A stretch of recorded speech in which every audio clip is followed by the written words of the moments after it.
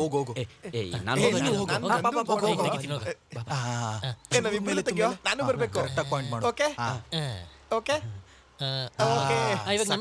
ತಗ್ಸ್ಕೊಳ್ರಿ. ಮಗ ಸೆಂಟ್ರಲ್ ಇಡೋ. ಸಕ್ಕತ್ತಾಗಿ ಬರುತ್ತೆ ಕಣೋ. ಇವ್ರು ಬೆಳಿಗ್ಗೆನೆ ಶುರು ಮಾಡ್ಕೊಂಡ್ರಲ್ಲ ತರ್ಲೆಗಳು. ಇವ್ರಿಗೇನ್ ಮನೇಲಿ ಹೇಳೋರು ಯಾರು ಅಲ್ವಾ? ಮಗ ಈ ಕಡೆ ಬರೋ. ಇಲ್ಲಿ ನಿಂತ್ಕೊಂಡು ತರ್ಲೆ ಮಾಡೋ ಬದಲು ಎಲ್ರು ಸ್ಕೂಲ್ಗೆ ಹೋಗಿ. ಅಯ್ಯೋ, ಈ ಮರದಿಂದ ಏನಾದ್ರೂ ಒಂದ್ ಬೀಜ ಸಿಗುತ್ತಾ ಅಂತ ನೋಡಕ್ ಬಂದ್ವಿ ಆಂಟಿ. ಆಂಟಿನಾ? ಪಾಪ ಅವ್ರಿಗೆ ಬೇಜಾರ್ ಮಾಡ್ಬೇಡ್ವಾ? ಇಲ್ಲ ಅಜ್ಜಿ ಕೋಪ ಬಂದ್ಬಿಡುತ್ತೆ. ಅಜ್ಜಿನಾ ನಿಮ್ಗೆಲ್ಲ? ತಗೊಂಡು ಚೆನ್ನಾಗಿ ನಾಕ್ ಬಾರ್ಸವ್ರಿಗೆ. ಹಾ, ಆ ಪ್ರಿನ್ಸಿಪಲ್ಗೆ ಹೋಗಿ ಹೇಳ್ತೀನಿ ನಾನು. ಇನ್ಮೇಲೆ ಯಾರು ಈ ಕಡೆ ಕಾಣಿಸ್ಕೋಬಾರ್ದು. ಈ ವಯಸ್ಸಲ್ಲಿ ಮಾಡ್ತಾರೆ ನೋಡು. ಏನಾಯ್ತು? ಅದೊಂದು ಬ್ಯಾಕ್ ಸಮಸ್ಯೆ. ಇಲ್ಲೇ ಇಷ್ಟೊತ್ತಾಗೋಯ್ತು. ಏನ್ ಮಾಡೋದು ಇವಾಗ? ಬೇಗ ಬೇಗ ನಡೀರಿ, ಟೈಮ್ ಆಗೋಯ್ತು.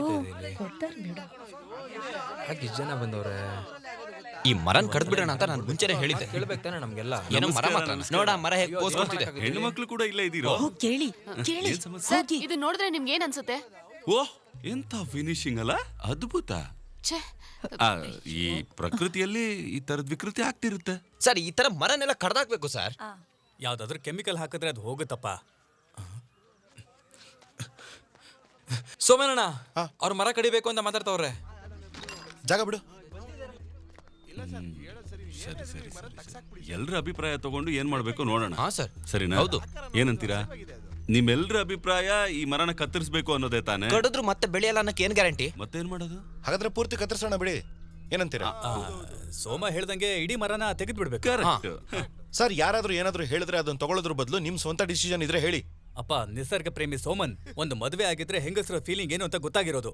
ಇಲ್ಲಿ ಮರ ಇದೆ ಅಂತ ಅದಕ್ಕೊಂದು ಲಂಗ ಹಾಕಿ ಕಾಪಾಡಕ್ ಆಗಲ್ಲ. ಅಶ್ಲೀಲ ಕಂಡ್ರೆ ಕತ್ತರಿಸ್ಬಿಡ್ಬೇಕು. ಇಲ್ಲಿಗೆ ಹೆಂಗಸರು ಮಕ್ಕಳು ಬರ್ತಾ ಇರ್ತಾರೆ. ಈ ಎ ಸರ್ಟಿಫಿಕೇಟ್ ಮರನ ಇಟ್ಕೊಳಕ್ ಆಗಲ್ಲ, ಕತ್ತರಿಸ್ಬಿಡ್ಬೇಕು. ಹಾಗಿದ್ರೆ ಎಲ್ಲಾ ಜವಾಬ್ದಾರಿ ನಾನೇ ತಗೋತೀನಿ. ಏನಂತೀರಾ? ನೋಡೋಣ.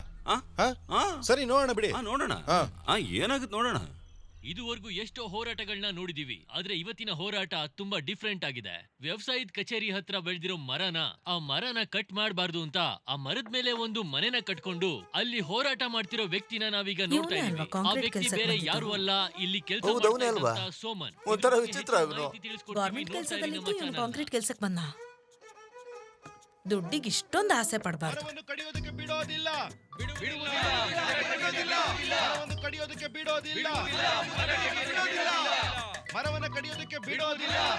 ಹಲೋ, ನ್ಯೂಸ್ ನೋಡಿದ್ಯಾ? ನೇರವಾಗಿ ಅವರು ಮರನೇ ಹತ್ತು ಬಿಟ್ಟಿದ್ದಾರೆ. ನೋಡ್ತಾ ಇದ್ದೀನಿ. ಹುಚ್ಚ ಅನ್ಸತ್ತಲ್ವಾ?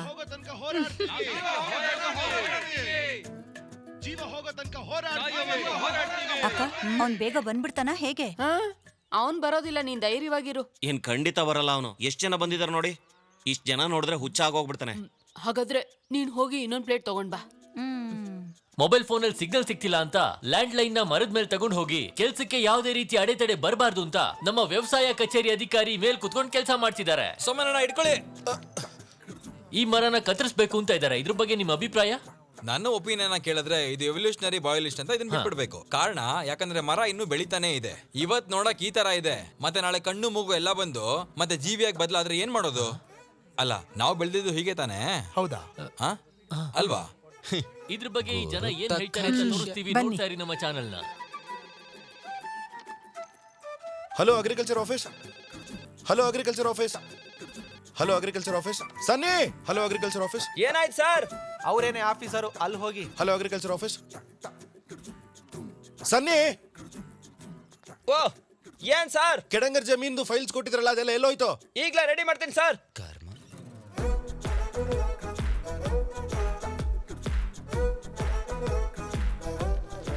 ರಾಜಮ್ಮ, ಆ ಗಿಡ ಚೆನ್ನಾಗಿಲ್ಲ, ಬೇರೆ ಗಿಡ ಕೊಡಿ. ಅಷ್ಟು ಗೊತ್ತಾಗಲ್ವಾ?